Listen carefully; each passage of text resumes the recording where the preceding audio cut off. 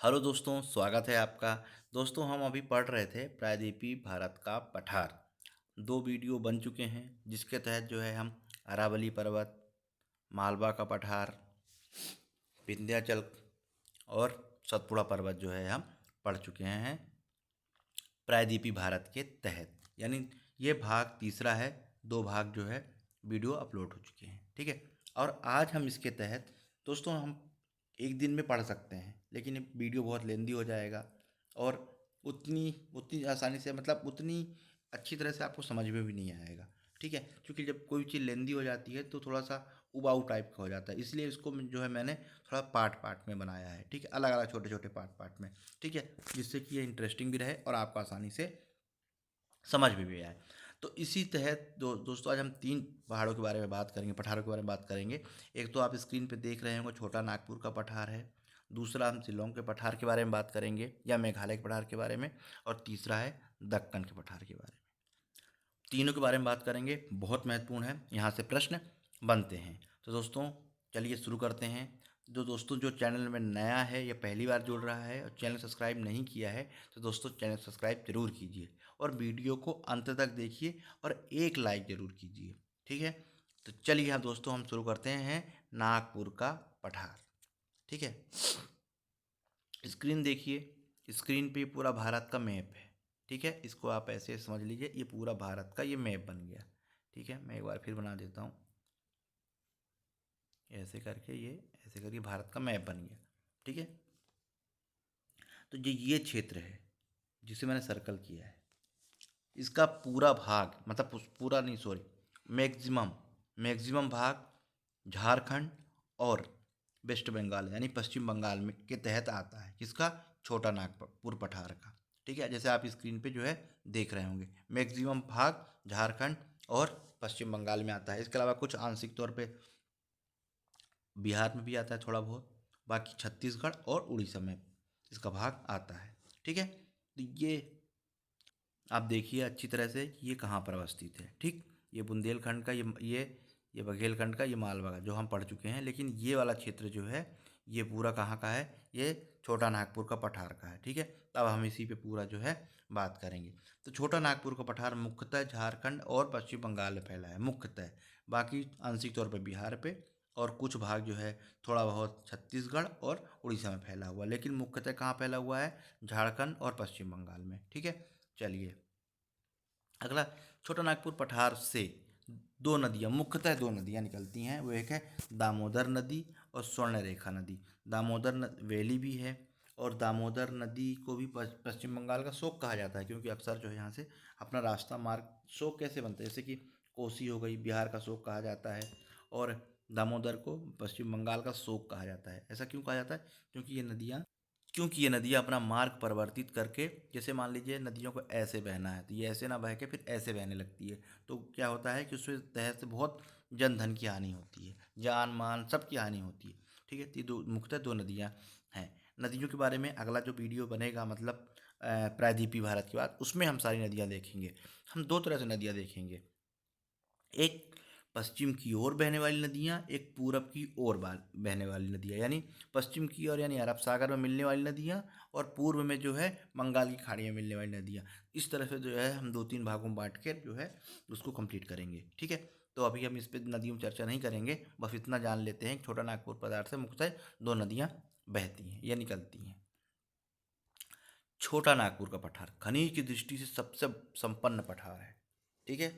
दोस्तों सबसे ज़्यादा अगर संपन्न है तो वो है छोटा नागपुर पठार। खनिज के मामले में आप देख लीजिए, जितने झारखंड में कोल माइंस हैं, पश्चिम बंगाल में हैं, सारे छोटा नागपुर पठार के तहत आते हैं, ठीक है। चलिए इसके अलावा छोटा नागपुर का पठार को रूर प्रदेश कहते हैं। रूर प्रदेश क्या होता है? तो दोस्तों भारत का रूर प्रदेश का, क्योंकि खनिज भंडार की दृष्टि से यह भारत का सबसे संपन्न प्रदेश है, उसे ही रूर प्रदेश कहा जाता है, ठीक है।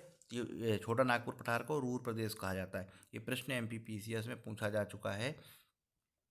इसके अलावा और बहुत सारे एग्जाम में पूछा गया होगा, मैं इसलिए मैं बोल रहा हूँ एमपीपीसीएस में, क्योंकि वो चीज़ मैंने पेपर पुराने देखे थे जिसमें वो मुझे दिखाई दिया, जिसमें वो मुझे क्वेश्चन दिखाई दिया, इसलिए जो है ये प्रश्न मैंने देखा था पूछा गया। बाकी इसके अलावा बहुत जगह जो है बिल्कुल पूछा गया होगा। तो ये है छोटा नागपुर पठार जो है रूर प्रदेश भी कहा जाता है। प्रश्न में सिंपल सा पूछा गया था, रूर प्रदेश भारत में किसे कहा जाता है, तो छोटा नागपुर को पठार कहा जाता है। क्यों? खनिज दृष्टि से ये भंडार है, यहाँ संपन्न है। ठीक, चलिए अगला देखते हैं। छोटा नागपुर के पठार का उत्तर पूर्व में राजमहल की पहाड़ियाँ स्थित है, जो कि पूरी तरह से झारखंड में अवस्थित है। ठीक है, राजमहल की पहाड़ियाँ जो है कहाँ अवस्थित है? झारखंड में। नेक्स्ट है, छोटा नागपुर पठार की सबसे ऊंची चोटी पारसनाथ हिल है। ध्यान रखिएगा, पारसनाथ हिल जो है छोटा नागपुर पठार की सबसे ऊंची चोटी है। जैसे कि हमने पढ़ा था सतपुड़ा की सबसे ऊंची चोटी कौन सी है? धूपगढ़ है। किस पर्वत पे या उसमें है, पहाड़ी पे है? महादेव। ठीक है, छोटा नागपुर की सबसे ऊंची चोटी जो है पारसनाथ है।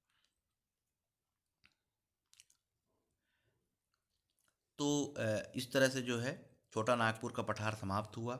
अब अगला आता है शिलांग का पठार। कौन सा पठार आता है? शिलांग का पठार। अब देखिए, शिलांग का पठार, ये डायग्राम डालने का यहाँ बेसिक मतलब ये था कि जो चट्टानें देख रहे हैं ना आप, और इसके पहले जो वीडियो बना था सतपुड़ा, उसकी चट्टानें ये मेल खाती हैं। मेल क्यों खाती हैं? क्योंकि शिलांग का पठार या मेघालय का पठार भी कहा जाता है, ये हिमालय का भाग नहीं है। ठीक है, इसीलिए यहाँ की चट्टानें मेल खाती हैं। यानी कहने का मतलब ये, शिलांग का पठार या मेघालय का पठार प्रायद्वीपीय प्रायद्वीपीय भारत का हिस्सा है। ठीक है, जो अभी हमने छोटा नागपुर का पठार का भाग पढ़ा, उसका कुछ हिस्सा वो आगे खिसक गया। ठीक है, और मेघालय के तरफ जा पहुंचा। ठीक,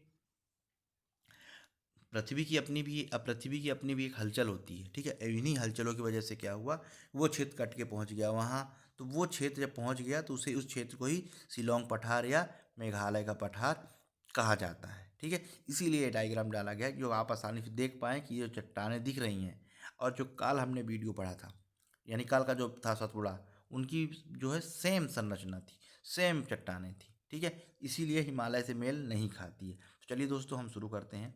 अब डायग्राम देख लीजिए, ये छोटा नागपुर पठार जो हम पढ़ चुके हैं, और ये जो कट के, यही हिस्सा कट के इधर पहुंचा है। तो ये जो है आपकी स्क्रीन में, ये मेघालय है, ये मेघालय है, और यहाँ पर इसी शिलांग का पठार कहा जाता है। ठीक है, इसमें 3 पहाड़ियाँ हैं। ठीक है, चलिए हम उसमें आगे बात करेंगे। तो हाँ, शिलांग का पठार हिमालय का भाग न होकर प्रायद्वीपीय भारत का हिस्सा या भाग है। ठीक है, जैसा कि अभी हमने बात की थी, वो हिमालय का भाग नहीं है। ये ध्यान रखिएगा अच्छी तरह से, बहुत बार प्रश्न में जो है यहाँ से गलतियाँ होती हैं, यही चीज़ है। ठीक है, हिमालय के समीप होने के बावजूद शिलांग का पठार राजमहल की पहाड़ियों का ही भाग है। ठीक है, किसका भाग है? राजमहल की पहाड़ियाँ कहाँ है? झारखंड वाला जो क्षेत्र है, उसी का हिस्सा है। शिलांग का पठार अत्यधिक कटा फटा है और वनों से भरा है।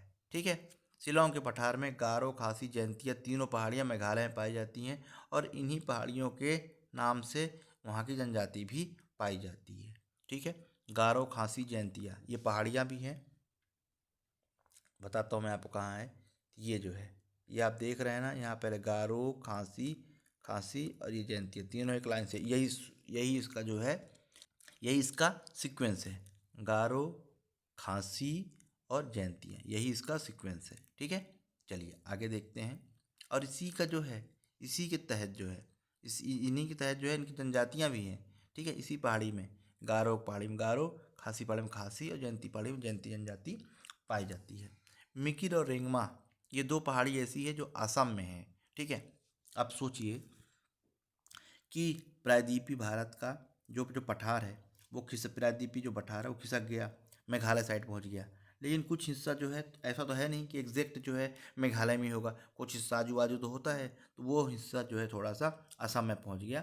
तो मिकिर और रेंगमा ये 2 और पहाड़ियाँ हैं जो असम में पाई जाती हैं।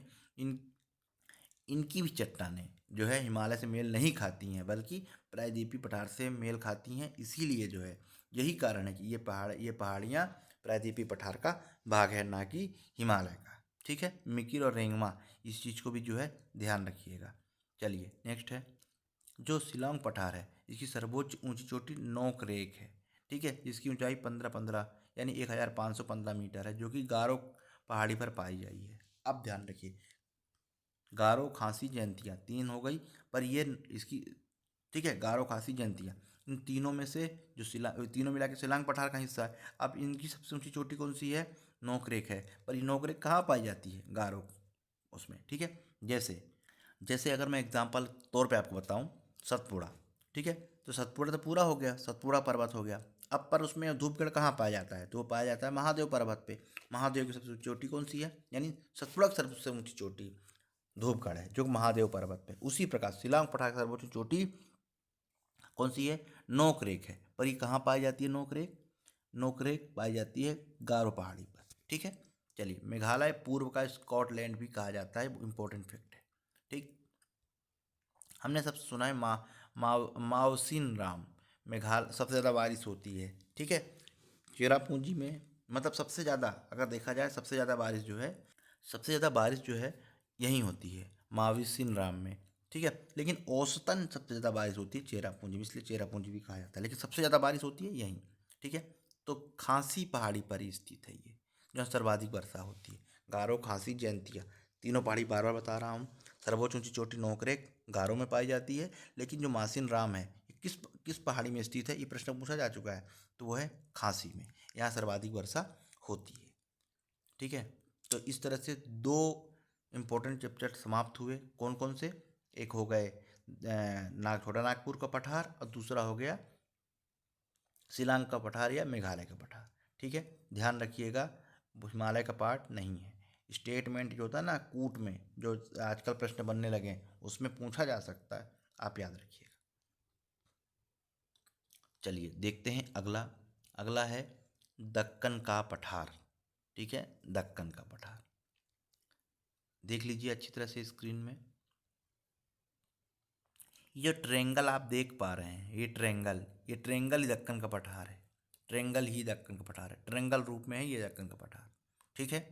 ये छोटा नागपुर का पठार हम पढ़ चुके हैं, और इधर था शिलोंग का पठार। पर अभी यहाँ जो है हम देख रहे हैं केवल छोटा नागपुर पठार, जो कि ट्रेंगल शेप में है, ठीक है। चलिए देखते हैं इसके इफेक्ट देखते हैं।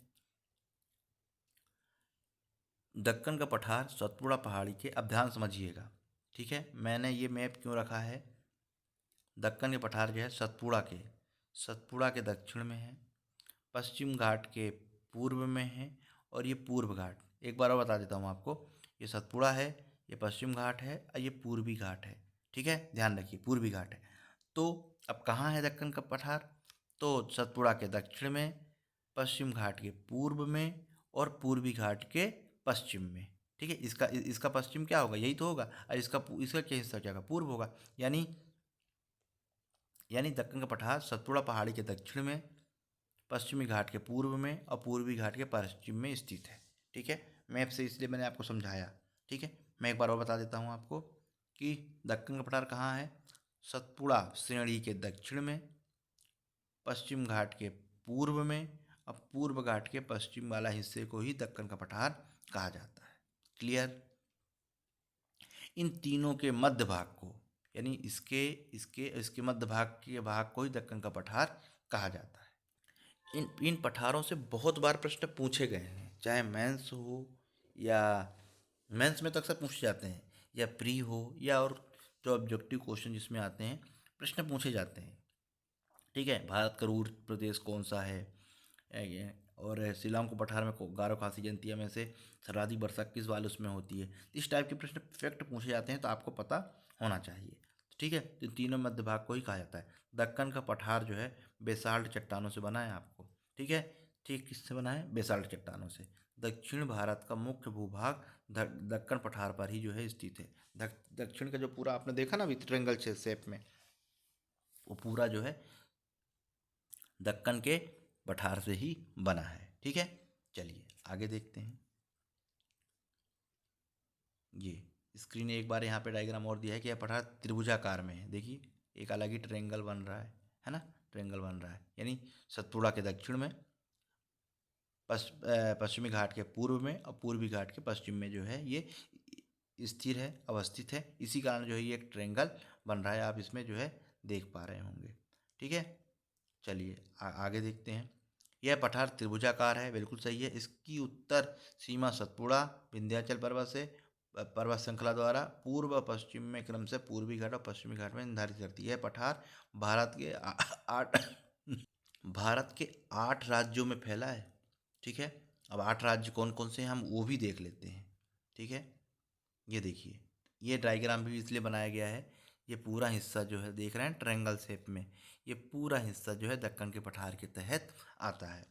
दोस्तों, बहुत सारी चीज़ें जो है ना डायग्राम से बहुत जल्दी समझ में आती है, दिमाग में सीधे क्लिक करती है कि अच्छा ये चीज़ यहाँ पर है। इसीलिए जो है यहाँ पे अलग अलग मैं डायग्राम से आपको बता रहा हूँ। ठीक है, मेंस में लिखने को आएगा, प्री में किसी में आएगा, आप बिल्कुल भी जो है मिस्टेक नहीं करेंगे। अपना नोट्स भी बनाते चलिए। कभी भी दूसरे के नोट्स कभी नहीं लेना चाहिए। जानते हैं क्यों नहीं लेना चाहिए? क्योंकि दूसरे ने तो नोट्स अपने हिसाब से बनाए हैं ना। उसे क्या समझ में आने, उसे क्या किस चीज़ में समस्या आ रही थी, उसको क्या लिखना था, वो तो उसके व्यू थे, आपके व्यू थोड़ी थे। इसलिए दूसरे नोट्स कभी नहीं लेना चाहिए, ना पढ़ना चाहिए। ठीक है, आप अपने नोट्स बनाएंगे ना तो आपको एक चीज़ में क्लियर एक बार में समझ में आएगा, अच्छा यहाँ पर ये लिखा था, यहाँ पर ये होना चाहिए। दूसरों को कभी नहीं समझ में आ सकते, पर लोग बाग दूसरे के नोट को ही लेना प्रेफर करते हैं। मुझे तो आज तक ये चीज़ आज तक भी समझ में नहीं आई। मैंने तो कभी दूसरे नोट से कोई इतना प्रेफर नहीं किया। हाँ, देखता ज़रूर था, देखने में कोई हर्ज नहीं है, देखो, पर उससे अच्छा आप अपना बनाओ। ठीक, कहाँ कितना लिखना है, किस चीज़ में आपको समझ में आया, कितना हाईलाइट करना है, वो चीज़ें होती है। इसलिए खुद का नोट्स बनाइए। ठीक, किसी भी चीज़ के बारे में आप बनाएंगे ना बहुत आसानी से लिख भी। एक तो आप खुद उस पर एक बार लिखेंगे ना तो आपको एक बार समझ में आएगा, दूसरा पढ़ के जब लिखेंगे तो और समझ में आएगा। इसलिए स्वयं का नोट्स बनाएं। तो दोस्तों, दक्कन पठार भारत के 8 राज्यों में फैला है। मध्य प्रदेश तो है ही है, छत्तीसगढ़ भी है, तेलंगाना है, महाराष्ट्र है, आंध्र प्रदेश, कर्नाटक, केरला, तमिलनाडु में। ठीक है, यहाँ तक दक्कन का पठार फैला हुआ है। इसकी उत्तरी सीमा सतपुड़ा से विंध्याचल है। पूर्व और पर्वत श्रृंखला द्वारा पूर्व पश्चिम जो है पूर्वी घाट और पश्चिमी घाट द्वारा निर्धारित करती है। ठीक है, देखिए 8 राज्यों में मध्य प्रदेश से यहाँ है ही है। ये देखो पूर्वी घाट, ये सॉरी पश्चिमी घाट, ये पूर्वी घाट, यही सीमा निर्धारित करती हैं। मध्य प्रदेश, छत्तीसगढ़ हो गया। ठीक है, तेलंगाना, महाराष्ट्र, कर्नाटका, केरल, तमिलनाडु, आंध्र प्रदेश, ये जो है 8 राज्यों में जो है ये फैला हुआ है। इसके अलावा दक्कन के पठार के अंतर्गत अजंता की पहाड़ियाँ, हरिश्चंद्र की पहाड़ियाँ, बालाघाट की पहाड़ियाँ तथा गाविलगढ़ की पहाड़ियाँ शामिल किया जाता है, जो पूरी तरह से महाराष्ट्र में अवस्थित है। ठीक है, दक्कन के पठार के अंतर्गत ये इंपॉर्टेंट है, बहुत बार पूछा गया है। अजंता की पहाड़ियाँ पूरी तरह से दोस्तों, पूरी तरह से महाराष्ट्र में है। अजंता की पहाड़ी, हरिश्चंद्र की पहाड़ी, बालाघाट की पहाड़ी, गाविल की पहाड़ी, ये कहाँ है? दक्कन पठार तहत के तहत अंतर्गत आती हैं, और ये कहाँ है? महाराष्ट्र में है पूरी। ठीक है, तो इसको विशेष तौर पे याद रखिएगा। इसके अलावा जो है आखिरी है, दक्कन पठार के अंतर्गत दंडकारण्य पठार है। ये छत्तीसगढ़ उड़ीसा में जो है ये स्थित है। ठीक है, दोस्तों, इस तरह से 3 महत्वपूर्ण पठार कौन कौन से? छोटा नागपुर का पठार, शिलांग का पठार और दक्कन का पठार। ठीक है, ये जो है समाप्त हुआ। उम्मीद करूँगा कि अगला वीडियो जो है लेंदी हो सकता है और उसे मैं समाप्त करने की कोशिश करूँगा, नहीं तो इसके अलावा एक और छोटा सा आ सकता है, लेकिन कल का जो वीडियो होगा मैं पूरा उसमें समाप्त करने की कोशिश करूँगा। और अगला जो है हम रिवर पढ़ें। और हाँ, अगर कल समाप्त होता है तो हिमालय प्लस जो ये प्रायद्वीपीय भारत है इसका और मतलब वन लाइनर क्वेश्चन, फैक्ट्स, पूरे मात्र फैक्ट होंगे, वन लाइनर क्वेश्चन होंगे लगभग 50। कितने? लगभग 50, जिससे आपकी तैयारी और पुख्ता हो जाए। ठीक है, यानी जितना हमने पढ़ा है उसका निचोड़ एक फैक्ट के रूप में मैं आप लोगों के लिए लेकर आऊँगा।